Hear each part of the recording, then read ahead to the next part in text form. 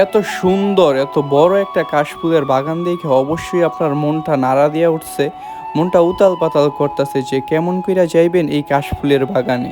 আবার মনে মনে এইও ভাবা শুরু কইরা দিছেন যে এই জায়গায় গেলে তো অনেক মোটা অঙ্কের একটা টিকিটের ভাড়া বহন করতে হইব, অনেক বেশি গাড়ি ভাড়া খরচ হইব। কিন্তু আমি বলবো যে ইউর আইডিয়া ইজ টোটালি রং, কারণ এত সুন্দর প্লেসটার মধ্যে কোনো টিকিটের ব্যবস্থা নাই এবং এইটা আমাদের মুন্সিগঞ্জের মধ্যে। এই কাশফুলের বাগানটা হইতাছে আমাদের মুন্সিগঞ্জের বেতকা ব্রিজের নিচে।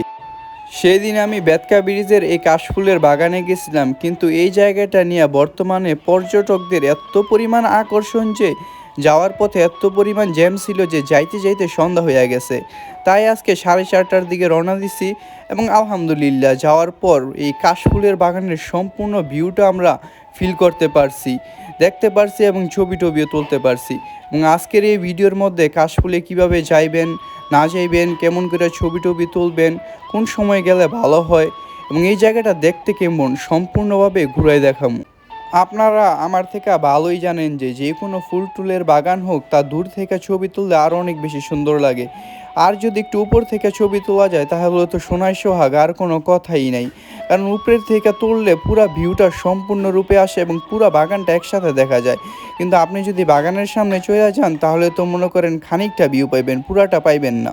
তাই আপনি যদি এই কাশফুলে যাইতে চান বা যদি যাওয়ার হয় তাহলে বেতকা ব্রিজের উপর থেকে কয়েকটা ছবি তুলে নেবেন, অনেক সুন্দর ভিউ পাইবেন আপনি সেই জায়গা থেকে। আর ব্যাকগ্রাউন্ড দেখলে তো ভাই মাথাই নষ্ট।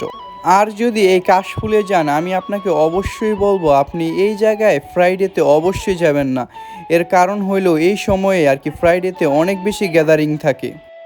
শুক্রবার ছাড়া অন্য কোনো দিনে গেলে আপনি একটি খোলামেলা পরিবেশ পাবেন, তেমন একটা ভিড় থাকবো না। অন্য দিনের তুলনায় একটু হইলেও আর কি ফ্রাইডের তুলনায় একটু হইলেও কম ভিড় থাকবো, আপনি একটু খোলামেলা মুক্ত পরিবেশে ছবি তুলতে পারবেন।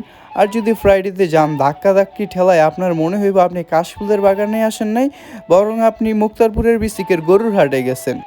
আর আপনি যদি একটু যুবক বয়সের হন, রক্ত গরম থাকে, আপনার টাটকা টাটকা শাড়ির কালার দেখতে ভাল লাগে, রং বিরং দেখতে ভাল লাগে, তাইলে ভাই আপনি ফ্রাইডেতে গেলেন, এটা আপনার ইচ্ছা, এনে তো আর আমার কিছু বলারও নাই কওয়ারও নাই। আর এই বেতকার কাশবনে যাওয়ার সাথে সাথেই মনে হইব যে আপনি একটি বাইকের শোরুমে আইসা পড়ছেন, এনেও চাইলে ছবি টবি তুলতে পারেন। নাকি ছবি তোলা তুলি পুরোপুরি ব্যস্ত? হ্যাঁ একের 100 বাইরে গুলশান গুলশান লাগতেছে ভাই, একটু সিরিয়া লাগাইছে। হ্যাঁ তুই 5,000 টাকা দিয়েছেন ভাই? কয়দিন আগেই একটা ফেসবুক ভিডিওর মধ্যে দেখতে পাইলাম যে মুন্সিগঞ্জের এক পোলা এক মাইয়ারে ডেয়ার দিছে যে 21 সেকেন্ড না কয় সেকেন্ডে 5টা থেকে 6টা কাশফুল ছিঁড়তে পারলে তার লেগে গিফট আছে।